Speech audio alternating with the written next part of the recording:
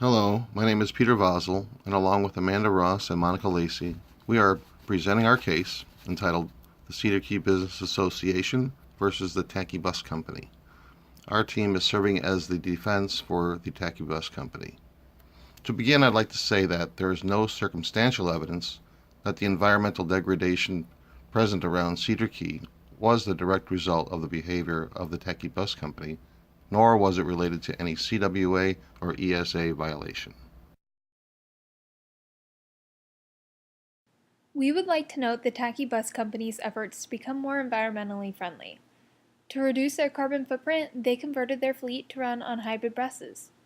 Along with reducing their carbon footprint, the Tacky Bus Company now requires all used paper, metal, and plastic materials to be recycled.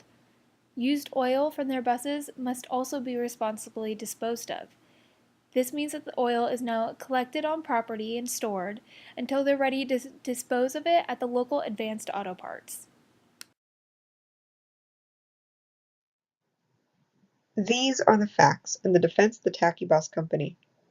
They paid the fine against them for dumping waste in October of 2017 without appeal and immediately responded by updating their policies to include mandatory recycling, proper vehicle maintenance, and disposal practices. The Tacky Bus Company's historically hybrid bus line continued to be successful, and with demand, they added a sixth hybrid bus to their business in 2018. These policies had already been in effect for a year by the time the Cedar Key Business Association claimed damages against them.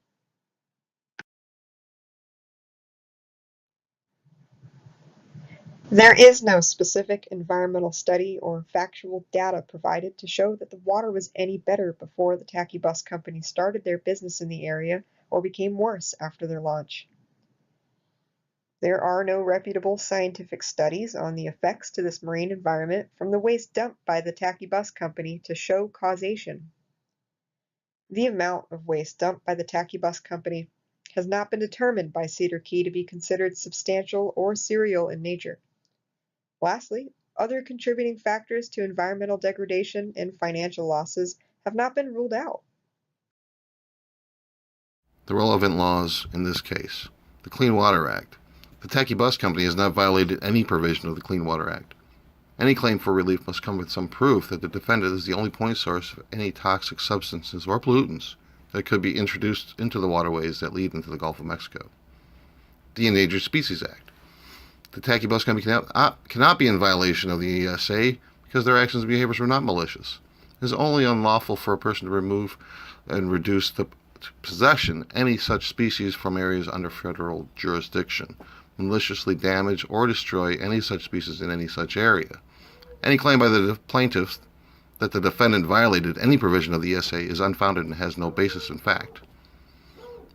The 2003 Hazardous Waste Civil Enforcement Response Policy, the Tacky Bus Company should be classified as a secondary violator. It does not have a history of recalcitrant nor non-compliant conduct.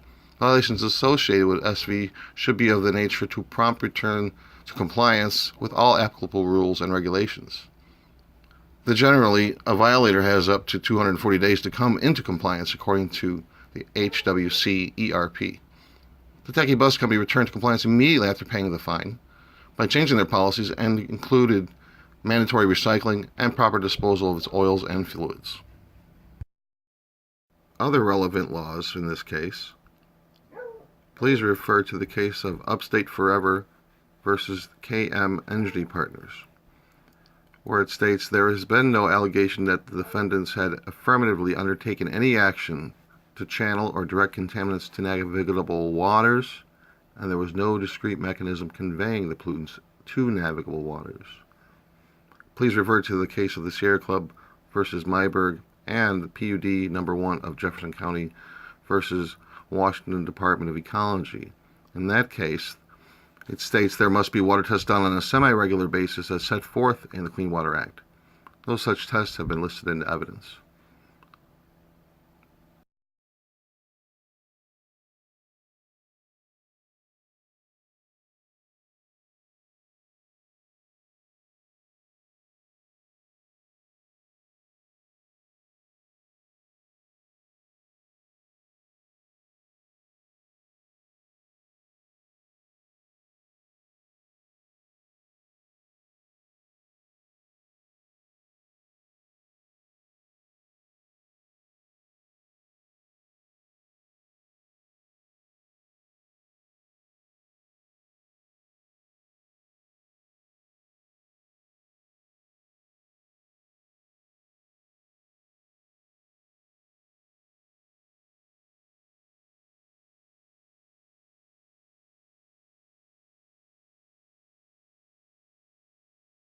The Tacky Bus Company has made several efforts to become more environmentally friendly.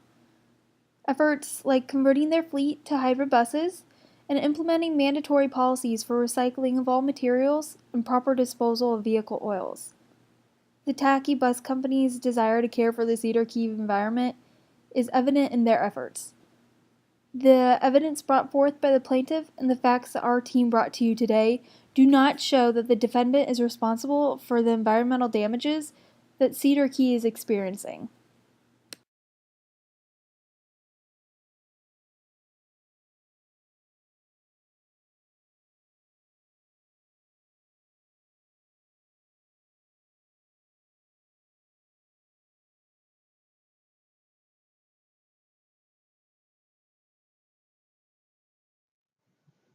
Each of us brought a lot of ideas to these assignments, and getting them sorted out was a creative work. We compromised well with them and got the chance to do it twice more with our rewrites. Peter, our team captain, did a fantastic job of keeping us informed with editing updates while Monica was consistently available for editing advice. Our team dynamic was, I think our team was well rounded, and each of us had strengths and weaknesses. But throughout the class, we were able to collaborate and work together to get the job done. It was one of the best team oriented projects I've worked on because of that. When collaborating, Team 1 found that having an open mind was a staple in the team's dynamics. When each member had an open mind, ideas were effectively communicated and the team's best work was produced. Aside from having an open mind, the team also relied on constructive criticism. This helped our team during the editing process when grammar, punctuation, and concepts were reviewed. This course was one of the most challenging that I have taken at St. Petersburg College. I spend the most time on this class than almost any other I've taken. The material is very interesting, and to be successful, I had to do my best work. For me, understanding the language of certain laws was harder than math, in Spanish. Fortunately, I got the most out of this class when I attended in person so that I could realize that it's not even about numbers, that it's really just soup, says Professor Eldridge. I've never had so many tabs open on my computer at one time. This class helped me push through preconceptions about law being inaccessible or too hard to understand with creative teamwork. I figured that our course materials would have been what I relied on the most to understand the curriculum for this class, but discussing the laws with our professor and my teammates helped me understand the curriculum more than the materials. I felt we supported each other in our discussions, and this made the class seem like a team effort to ensure we all understood the curriculum. I had not had a class with this type of learning environment before, and I found it super helpful.